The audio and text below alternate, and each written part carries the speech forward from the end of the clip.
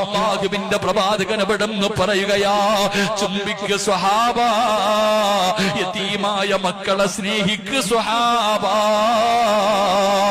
പടച്ചവനെ, ഹജറുൽ അസ്വദ് ചുംബിക്കാൻ കൊതിക്കാത്തവരില്ലല്ലോ. ഉസ്താദേ, പരിശുദ്ധമായ കഅബാലയത്തിൽ ചെന്ന് ഹജറുൽ അസ്വദ് ചുംബിക്കണമല്ലോ. പാവങ്ങൾ മുഴുവനും ആ ഹജറുൽ അസ്വദിൽ കഴുകി കളയണമല്ലോ. പറ്റാത്ത ഒരുപാട് പേരുണ്ടല്ലോ, കഴിയാത്ത ഒരുപാട് പേരുണ്ടല്ലോ.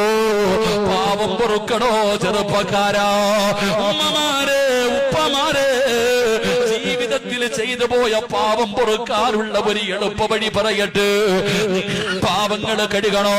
ഹജറുൽ അസ്വദ് ചുംബിക്കുന്നത് പോലെ നിന്റെ എല്ലാ പാവങ്ങളും കഴുകണോ? ഒരു യതീമായ കുഞ്ഞിനെ കണ്ടാൽ അവന്റെ തലയിൽ തലോടണേ. യതീമായ മക്കളുടെ കയ്യില്, യതീമായ മക്കളുടെ തലയിൽ കൈവച്ച് തടകണേ.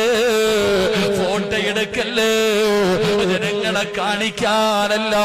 പടച്ചവനെ, യതീമായ ഒരു കുഞ്ഞിന്റെ തലയില് ഏതെങ്കിലും ഒരു മനുഷ്യന് കൈവച്ചിട്ട് തടകിയ